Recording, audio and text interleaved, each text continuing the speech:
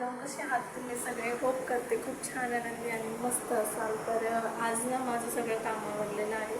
तर मला माझं आज कपाट आवरायचं होतं, कारण खूप पसारा पडलेला होता. खूप दिवसापासून आवरायचं पण आवरणं काही झालं नाही. म्हटलं आज चला आपण कपाट पण आवरून घेऊ. तर इथे मला माव झोपलेली आहे. हे सगळं पसारा आवरायचं. यांचे तर कपडे मी आवरले ना तर परत तसेच होऊन जातात. हे माणसं ना असेच करतात. हे बघा, हे सगळं राडा पडला. इकडचं माझं पूर्ण साड्यांचं हे पण आवरायचं आहे अजून. हे तर खाली पूर्ण मेस झालेले. तर बघू शकता तुम्ही, इथं आम्ही दोघी मायले की बसलो होतो मस्त कपड्याच्या घड्या करत.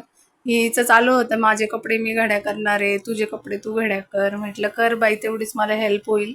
आणि नुसती कपडे कपाटातून काढत होती एक एक एक एक तिचे. मी तिला काढून दिले तरी पण ती मधलेच घेत होती. आणि इथं बघा माझे बघ म्हणजे कपड्याच्या घड्या करता करता तुम्ही माझे ड्रेसचे कलेक्शन पण बघून घेऊ शकता. मी एक टॉप दाखवते तुम्हाला. जसं की मी पहिला दाखवला तो मल्टी कलरचा, तो पण खूप छान होता, पण मी जास्त घालत नाही. आणि हा एक आहे ज्याला असे मस्त फ्रील येईल, असे बटरफ्लाय सारखे फ्रील आहेत, त्याला बाह्या आहेत, छान दिसतात. तो पण छान दिसतो. आणि त्यानंतर हा पिवळ्या कलरचा आहे, असं थोडीशी कॉलर आहे त्याला, जास्त नाही आहे, छोटीशी.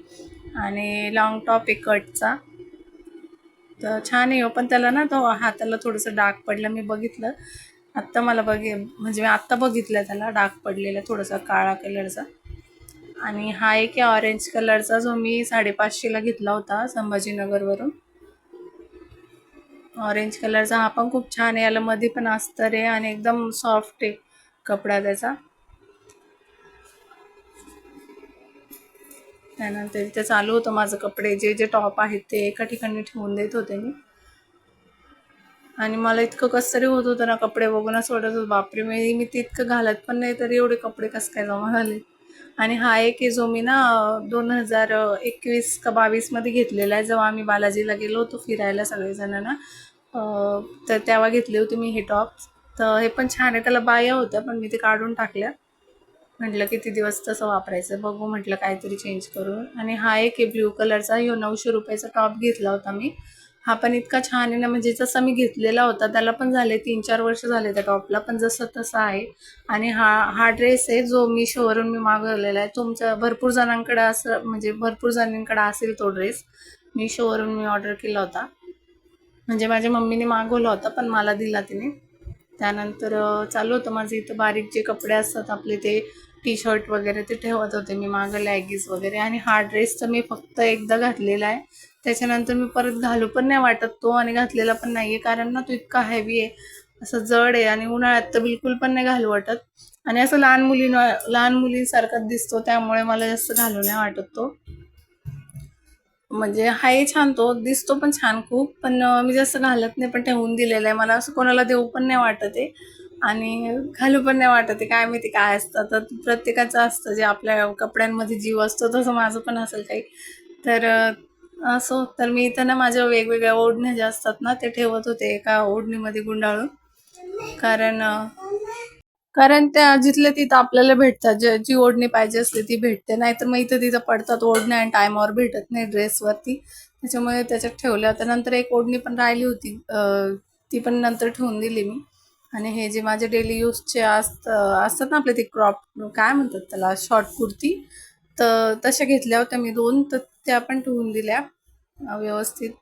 त्यांना अशा जर वेगळ्याच ठेवल्या ना, असे विचित्र कसं पण ठेवलं ना, त्याला लगेच आड्या पडून जातात कॉटनच्या असल्यामुळे. त्याच्यामुळे त्याला व्यवस्थित घड्या करूनच ठेवावं लागतात.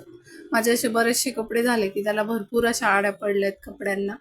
आणि टायमावर जर आपण कुठं जायचं असलं ना तर सुचतच नाही काय घालायचं, कारण खूप घाण दिसतं ते. मी इकडे या साईडला आणि इथं बघू शकता तुम्ही टॉप ठेवलेत मी. इथं लॅगीज आहे आणि इथे प्लाझो पॅन्टी. आता प्लाझो 2 तर धुवायला, म्हणजे एक धुवायला, एक तर मी घातलेली आता, नंतर मग इथे ठेवून देईन. इथं बाकीचे माझे गाऊन वगैरे. आणि इथं माऊचे कपडे असतात. इथे बघा मी ओढण्या बांधून ठेवल्या, त्याच्यामध्ये सगळ्या ओढण्या एकटीच म्हणजे लवकर सापडतात. आणि इथे जे म्हणजे विदाऊट ब्लाऊज असतात ना ज्याच्या साड्याने, त्या याच्यात ठेवल्या मी.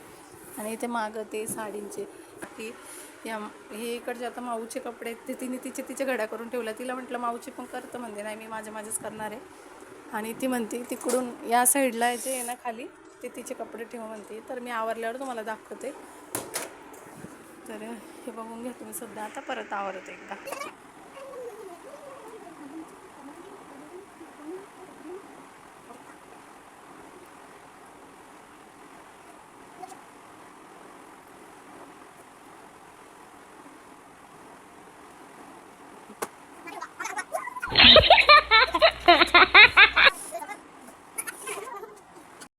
बघा इथं ना माझ्या डेली यूजच्या साड्या मी इथं ठेवत असते आणि अशा गोल करून याच्यासाठी ठेवते की ना जागा पण कमी पुरते आणि जर आपल्याला काढायची असली ही काढायची असली तर आल्हादी आपण ही साडी काढू शकतो.